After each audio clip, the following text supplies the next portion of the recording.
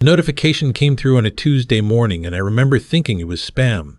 I was sitting at my kitchen table in Roanoke, Virginia, drinking the same brand of instant coffee I'd been buying for 11 years, wearing the same flannel robe with the fraying left cuff, and my phone lit up with a message from the Virginia Lottery that said I needed to verify my ticket number immediately. I didn't move for a full minute. I just sat there with my coffee going cold and looked at the numbers on my phone screen, then looked at the ticket I'd left face down on the counter the night before because I'd been too tired to check it. I'm 67 years old. I'd been buying lottery tickets since I was 32. Always the same numbers. My late wife Irene's birthday, our anniversary, the year my son was born. I'd won $11 once, $12 another time. I stopped expecting anything. I picked up the ticket. I checked the numbers 3 times. Then I sat down on the floor. Right there on the linoleum, in my flannel robe, with my cold coffee on the table above me. I sat on the floor of my kitchen in Roanoke, and I said out loud to nobody, well, okay then, $41,200,000. Now, I need you to understand something before I go any further. This story isn't really about the money. The money is just the thing that turned over a rock, and what came crawling up from underneath it, that's the story I'm actually telling you. I had a daughter.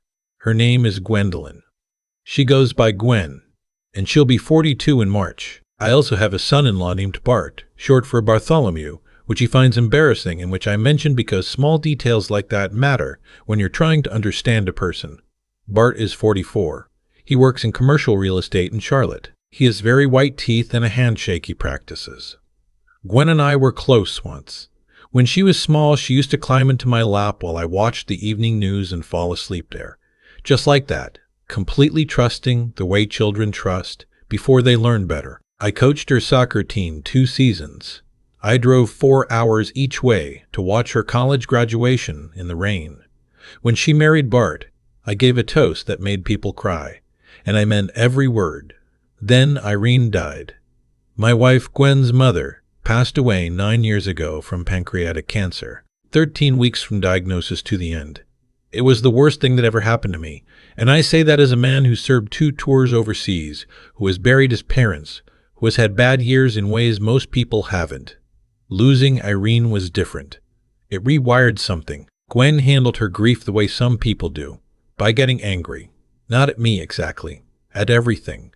At the estate, at the timing, at choices Irene and I had made decades before that Gwen had never mentioned minding. She wanted to know why her mother's jewelry hadn't been itemized differently. She wanted to know why I was keeping the house. She said I was holding on to things in a tone that made it clear she didn't mean furniture. We had one bad argument 6 months after the funeral, and she stopped calling. At first, I thought it was temporary, a cooling-off period. I gave her space. I sent birthday cards. I called on Christmas and left voicemails she didn't return. I drove to Charlotte once, just showed up, and Bart answered the door and said Gwen wasn't feeling up to visitors right now, with his practiced, careful expression, like he'd rehearsed it. I drove 4 hours home. 9 years. I want you to really sit with that number. 9 years of silence from my own child, from someone I had rocked to sleep and bandaged up and worried over and prayed for. 9 years of wondering what I had done. Replaying every conversation, searching for the thing I must have missed, some wound I'd given her without knowing. 9 years of Christmas mornings alone and Father's Days that came and went without a message. I built a life around the silence. I'm not someone who falls apart. I had my routine, the coffee, the morning paper, the twice-weekly walks around the neighborhood, Tuesday volunteer shifts at the food pantry at Calvary Baptist, Friday nights at my buddy Raymond's house playing cards. I was fine. I had learned to be fine. And then I won $41 million. I called my attorney before I called anyone else. Gerald Fitch, who I've known since the early 90s, who handled Irene's estate, who is a careful and methodical man with reading glasses he wears on a chain. Gerald told me to sit on the news for 2 weeks before I told anyone, to give myself time to think clearly. I told him I already had a plan. That was mostly true. I took the lump sum, just over $26 million after federal taxes, and after Virginia took their share, I was looking at somewhere around $22 million sitting in accounts Gerald helped me set up. I kept my house. I didn't buy anything flashy. I got my roof replaced, which needed doing. I had the back porch fixed. I bought a decent truck, used, 2 years old. I gave Raymond a check that made him speechless, because Raymond had driven me to Irene's treatments when I couldn't drive myself, and there's no amount of money that covers that. But I tried. 4 months passed. Quiet, careful months. I told a handful of people. The news eventually got out. Small town, local paper. They run lottery winners as feel-good stories. My name was in the Roanoke Times. My daughter called 11 days after the article ran. I was on the porch when my phone rang, and I looked at the screen and saw a number I still had memorized after 9 years, and I felt something move through me that I still don't have a clean word for. Not joy, not anger. Something older than both. I answered, "Daddy." She hadn't called me that since she was a teenager. I saw the paper. I said yes. She said she'd been thinking about me a lot lately. She said she'd been meaning to reach out. She said life had gotten complicated, and she was sorry for how things had drifted, and she missed me, and could she come visit? I said yes. Now I need to explain that too, because I know what you're thinking. I know. I've read the comments people write on stories like this, and I understand the frustration. Why did you let her in? Why didn't you hang up? And I want to be honest with you. It wasn't weakness. It was information gathering. I'd had 4 months to think about what I would do if this moment came. And the decision I'd made was that I was going to look my daughter in the eye before I made any permanent choices. I owed myself that much. What I did not anticipate was that she would not come alone. She called from the highway. She said she'd been driving since that morning. She said she was almost there. And when I walked out onto my porch at 2 in the afternoon on a Saturday in October, there was a white SUV in my driveway. Gwen got out of the passenger side. Bart got out of the driver's side. And then the back doors opened, and out came Bart's parents, his mother Suzanne, in a floral blouse, and his father Roland, who sells insurance in Charlotte and has a way of looking at a room like he's calculating its value. I stood on my porch and looked at the 4 of them standing in my driveway with overnight bags. Gwen smiled and opened her arms. "Daddy, we're home." I stepped back inside and held the door. They came in. They took over the living room the way you take over a place you've already decided belongs to you. Suzanne was asking about the guest room before she'd taken off her coat. Roland was walking the perimeter of the first floor with his hands clasped behind his back, nodding at things. Bart was doing that practiced handshake thing, all warmth and confidence, asking about my truck, asking about the neighborhood, complimenting the porch. Gwen hugged me, and I let her. She smelled like the same shampoo she'd used since she was in high school. That almost got me. Almost. They stayed for dinner. I ordered pizza because I wasn't going to cook for 4 people who had arrived unannounced and uninvited, and over dinner the conversation worked its way, with the gentleness of people who've rehearsed this, toward the subject of the future. My future, how I was planning to manage things, whether I had good advice around me. Roland mentioned that he'd worked with some financial guys in Charlotte who were very sharp, very trusted. Bart mentioned that the Charlotte real estate market was something else right now. Incredible opportunities if you knew where to look. Suzanne mentioned that it must be very quiet in this house. Just me. All by myself. Gwen held my hand across the table and said she thought it was time for us to be family again. I nodded and said I thought so too. That night, after they were settled into the guest room, Suzanne and Roland had taken it without being offered, and Gwen and Bart had pulled the fold-out couch without asking. I sat in my kitchen with my phone, and I called Gerald. It was 10:30 at night. He answered on the second ring because Gerald Fitch is 70 years old and keeps the same hours I do. I told him who was in my house. He was quiet for a moment. Then he said, "How long do you need?" I said, 2 weeks should do it. What happened over the next 14 days is something I've tried to understand, because I don't like to think badly of people without cause, and Gwen is my daughter, and I had loved her without conditions for most of her life. So I watched. I paid attention. I gave everyone the benefit of every doubt I had. Roland began what I can only describe as a persistent audit of my financial situation. It started as casual conversation and progressed to actual suggestions. That my money should be in different accounts, that he knew a guy, that maybe we should sit down and really look at the numbers together. I declined, politely, 3 times. Bart started dropping references to projects, developments. A mixed-use property in South Charlotte that needed an investor. A sleeping opportunity, he kept calling it. Something about ground floor potential. He had printed materials. Printed. He had driven 4 hours with printed materials about an investment opportunity in his father-in-law's dead wife's estate.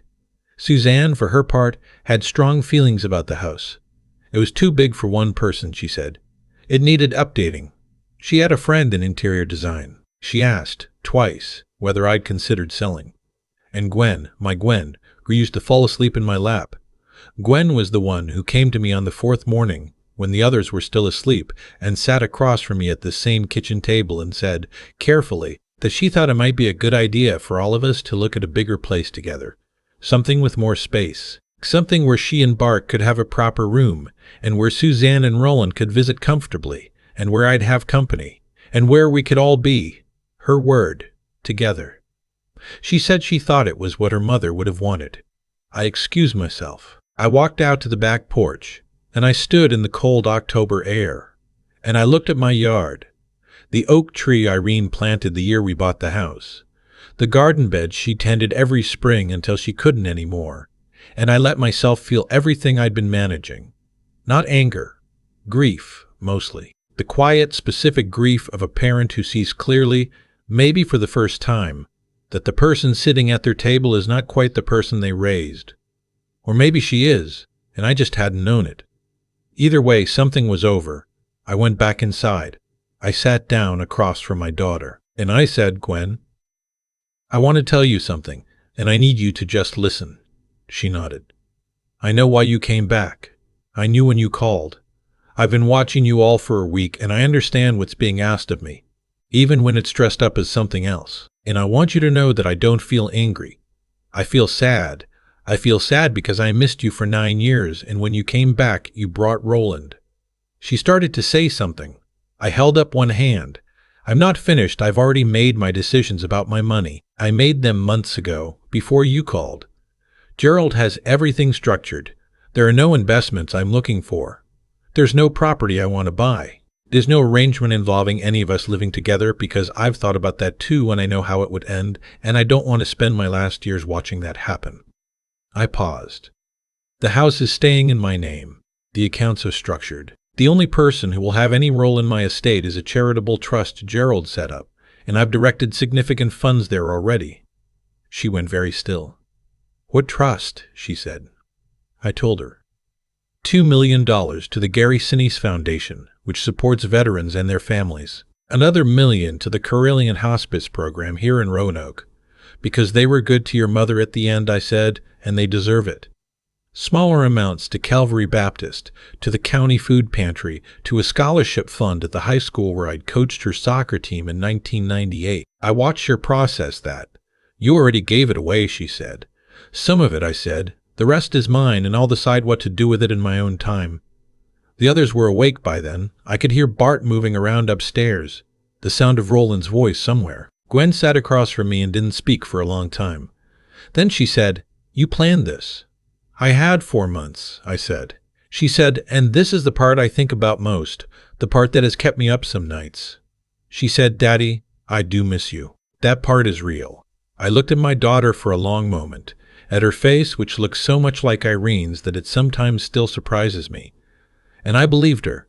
I believe her still. I think both things can be true at the same time, that she missed me and that she came back for the wrong reasons, that she loves me in whatever way she's capable of loving anyone, and that love was not enough to make her act well. I know, I said. I think you do. But missing someone and being family aren't the same thing. You have to build the second one. You don't just show up with suitcases and pick up where things left off. She nodded, very slowly. I told her that the guest room was available for 2 more nights. Just her, not Bart's parents, who I asked kindly but firmly to find a hotel. And I handed Roland a printed list of options I'd prepared, because I too can prepare printed materials. I told Gwen that after those 2 days I'd be glad to hear from her by phone, and that if she wanted to have a real conversation about what 9 years of silence had actually been about, I was willing to have it. Not yet, but willing. Roland made a sound. Bart started to say something about how this wasn't. I stopped him. I stood up from the table and I said, This is my house. I think we understand each other. They left that afternoon, Roland and Suzanne. I watched the SUV back out of my driveway, And I felt, not triumph exactly, but something cleaner. Something like the moment the weather breaks. Gwen stayed 2 more days. We didn't resolve anything large. We had coffee in the mornings and walked to the end of the street and back. We talked about her mother, some in the careful way you talk about someone when the grief is still a live wire. She told me about her life in Charlotte. Things I hadn't known. Small things. The kind that add up to a person's days. I told her about the food pantry, about Raymond, about my Tuesday mornings. When she left, she hugged me at the door and she cried a little. I held on to her for a moment longer than I'd planned to. She called the following Sunday. Not about money, just to call the following Sunday. I don't know what Gwen and I will be to each other going forward. I'd be lying to you if I said I had it figured out. Forgiveness is not something you complete. It's more like a room you keep walking back into, and each time it looks a little different. I'm still walking back in. I expect that will be for a while. What I know for certain is this. I am 67 years old, and I have buried a wife and served my country and raised a child and worked 40 years and managed my grief and built a small, decent life in Roanoke, Virginia. I did not win $41 million so that Roland could audit my finances over pizza. I did not survive 9 years of silence to spend my remaining years feeling guilty for surviving. My attorney calls every few weeks. The charitable trust is running well. The Veterans Foundation sent me a letter that I keep on the refrigerator under a magnet. Irene bought at Monticello in 2009. The food pantry is getting a new refrigeration unit next spring, and they named a shelf after me, which made me laugh harder than I've laughed in years. Raymond and I still play cards on Friday nights. He beats me more than he should, given that I partially funded his retirement. But I don't mention it. The oak tree in the yard is doing fine. I drink my coffee in the morning, at the same table, in the same robe with the fraying cuff that I keep meaning to replace and keep not replacing. And some mornings I think about Gwen, and about the version of myself that would have handed everything over just to have her call me Daddy again. And I understand that man. I have compassion for him, but I am glad I didn't let him make the decisions. You teach people how to treat you. It took me 67 years and $41 million to finally mean it when I said so. I've had a lot of time to think about what happened. And the thing I keep coming back to isn't the money, or even Gwen's face when I told her about the trust. It's that kitchen floor moment. Me, alone, in a flannel robe, sitting on linoleum at 67 years old, holding a lottery ticket that changed the number in my bank account, but didn't change a single thing about who I actually was. That's the part people miss, I think. They hear $41 million, and they imagine transformation, a new person, a new life, a clean break from everything that came before. But you don't get a new self with a windfall. You get a louder version of the one you already have. The patience I practiced alone for 9 years, that didn't come from the money. The plan I had ready before Gwen ever called, that came from 9 years of sitting with hard things and not falling apart. The money just gave me the room to act on who I'd already become. That's what I want to say clearly because I think it matters. The outcome of this story was not decided the day I won. It was decided across 9 quiet years of building a life anyway. Of showing up at Calvary Baptist on Tuesday mornings when I didn't feel like it. Of playing cards with Raymond when the house felt too empty. Of choosing, every single day, not to let bitterness become a permanent resident. People who've been abandoned by a child, a spouse, a friend, often wait for the moment that will finally make the other person see. Some external event, some dramatic confrontation. I understand that. I waited for it too, for a while. But the truth is, Gwen seeing me clearly on that October morning wasn't because I won a lottery. It was because I had spent 9 years refusing to disappear. She walked into that house expecting to find a lonely old man, desperate for reconnection. And she found someone who had already made his decisions, who had already given his money where he wanted it to go, who had already built a life that didn't have a hole in it shaped like her approval. That is not cruelty. That is what happens when a person takes their own life seriously. The hardest part wasn't confronting her. It wasn't asking Roland and Suzanne to find a hotel, or watching Bart's rehearsed confidence finally falter. The hardest part was the 2 days after, when it was just Gwen and me, walking to the end of the street and back, drinking coffee in the morning, talking around the edges of everything we hadn't said in 9 years, because she was still my daughter. That doesn't go away. And I had to hold both things at once. The love that never left, and the clarity that she had not earned her way back to me simply by showing up. You can love someone and still hold a boundary. Those two things are not in conflict. That took me a long time to understand. And I'm not sure I would have understood it without the 9 years, without the silence, without being forced to build an interior life that didn't depend on her being in it. What I know is this. The people who treated me well before the money, Raymond, Gerald, the folks at Calvary, they're still the same people they were. Nothing changed there. And the people who came back when the number got big enough told me everything I needed to know about what I had actually meant to them all along. Actions accumulate. They always do. You cannot disappear from someone's life for 9 years and reappear with suitcases and call it coming home. And you cannot spend 9 years building your character in the quiet and not have it show up when the moment finally arrives. That's the whole story, really. The lottery was just the test. The 9 years was the preparation.